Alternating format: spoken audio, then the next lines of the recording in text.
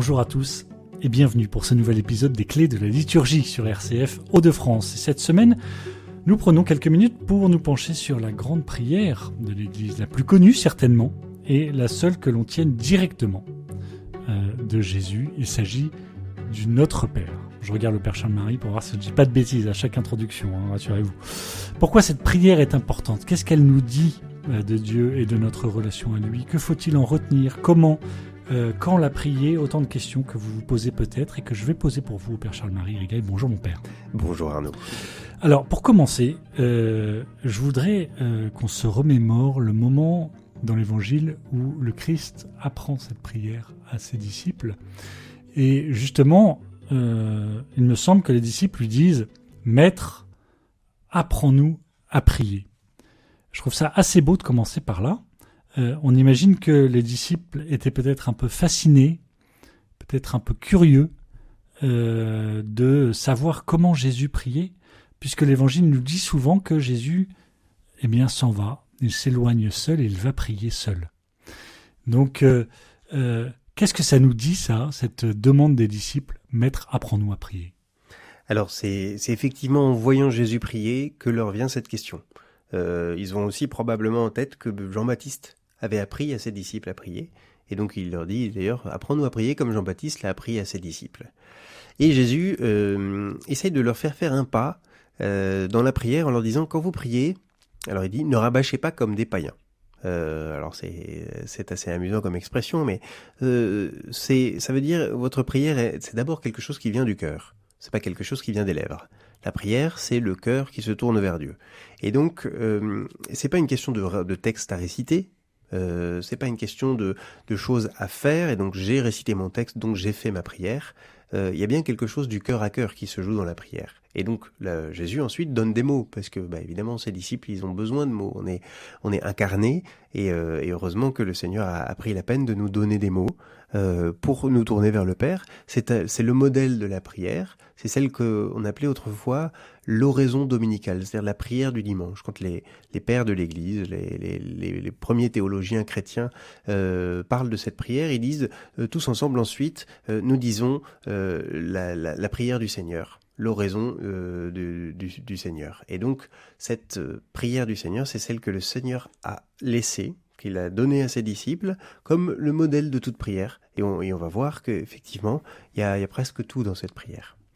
Alors déjà pour commencer, la réponse de Jésus est étonnante puisqu'il dit « Quand vous priez, dites « Notre Père ». Et donc il y a cette référence à Dieu comme un Père. Et appeler Dieu Père, c'est pas une banalité. Est-ce que c'est la grande originalité du christianisme ? L'originalité, elle est dans le fait que Jésus, lorsqu'il dit « Notre Père », il emploie le terme a priori hébreu qui est « Abba ». Et Abba, c'est pas tout à fait père, parce qu'aujourd'hui, quand on dit père à quelqu'un, c'est très formel. Il y a même une forme de distance, peut-être. Exactement, ça fait très obséquieux presque. Ici, c'est plutôt petit papa chéri, on pourrait le traduire. Abba, c'est déjà papa, et c'est même un peu plus que papa. En tout cas, c'est ce que disent certains exégètes ou ceux qui connaissent bien l'hébreu. Ils disent vraiment il y a quelque chose de l'ordre de l'intimité, de l'affection dans cette parole. C'est vraiment Abba. Et il y a aussi ce notre.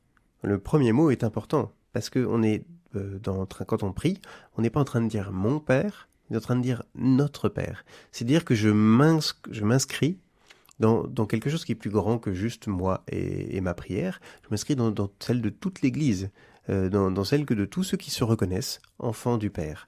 Et donc, non seulement je reconnais Dieu comme un Père, mais je reconnais les autres comme des frères. Et donc il y a ce double mouvement dans ces juste simplement deux mots, dire notre Père, on est déjà en train de dire vraiment beaucoup de choses. Ensuite, le Notre Père se déroule. Notre Père qui es aux cieux, que ton nom soit sanctifié, que ta volonté soit faite, sur la terre comme au ciel. Donne-nous. On sent qu'il y a des parties différentes dans ce Notre Père. Est-ce que vous pouvez nous éclairer ? J'ai l'impression que la première partie, on parle plutôt de Dieu qui est au ciel, et la deuxième partie, on parle plutôt de nous sur terre, c'est ça ? Exactement. On pourrait reconnaître un basculement dans la prière du Notre Père, qui est en fait aussi un basculement dans toute la liturgie, parce que cette prière, évidemment, elle est dite par excellence au cours de la messe. Évidemment, on l'a dit à plein de moments différents. Les moines et les religieux le disent dans l'office du matin, dans l'office du soir, les laudes, les vêpres. On peut le dire évidemment quand on va prier soi-même. C'est une prière qui est facile à apprendre, que beaucoup d'entre nous connaissent déjà par cœur. Et donc voilà. Mais dans la liturgie, dans la messe, elle opère un basculement. Effectivement, on commence au ciel. Notre Père qui est aux cieux. On reconnaît qu'on est déjà tourné vers le ciel. Que ton nom soit sanctifié, que ton règne vienne, que ta volonté soit faite. Et là, le texte lui-même dit plutôt, on a traduit aujourd'hui sur la terre comme au ciel. Dans la version latine, on dira sic ut in celi et in terra. On met le ciel d'abord. Et c'est à ce moment-là que se passe le basculement. On passe de ta volonté au ciel et aussi sur la terre.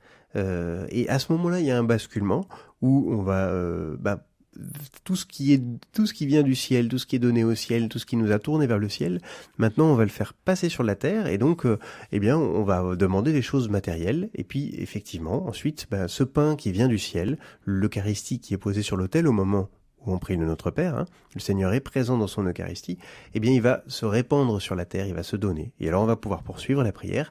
Donne-nous aujourd'hui notre pain de ce jour. Alors on rentre dans les choses plus terrestres, matérielles. Terrestres.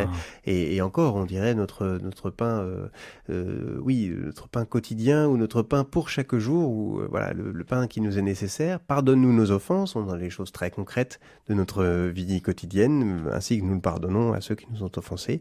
Ne nous laisse pas entrer en tentation, délivre-nous du mal.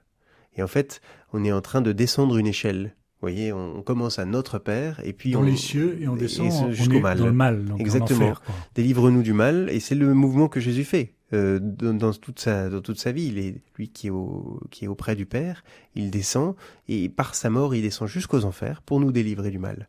En fait. Et donc ce mouvement-là, on peut le faire dans un sens ou dans l'autre d'ailleurs. Certains s'amusent parfois à prier le Notre Père dans l'autre sens, déjà parce que ça change un peu, et aussi parce que on est délivré du mal, donc on peut essayer de ne pas rentrer en tentation, donc on peut ensuite pardonner à ceux qui nous ont offensés, et ensuite on peut à la fin dire, parce que j'ai reçu tout ça, Notre Père. Mais vous voyez, en fait, cette échelle... C'est intéressant de le voir comme une échelle. Exactement. Se monte et se descend dans les deux sens, et dans les deux sens, ça donne tout son sens à ce mouvement qu'on est appelé à faire. Vous le disiez pendant la messe, on récite le Notre Père à un moment bien précis, juste après la consécration. Mm-hmm. Est-ce que ça a un sens qu'on le fasse à ce moment-là ? Oui, parfaitement. Ça a un sens d'être précisément à ce moment-là, justement parce que c'est le moment où le basculement va se faire. On était au début de la célébration sur la terre, petit à petit, on s'est laissé bercer et nourrir par la parole de Dieu.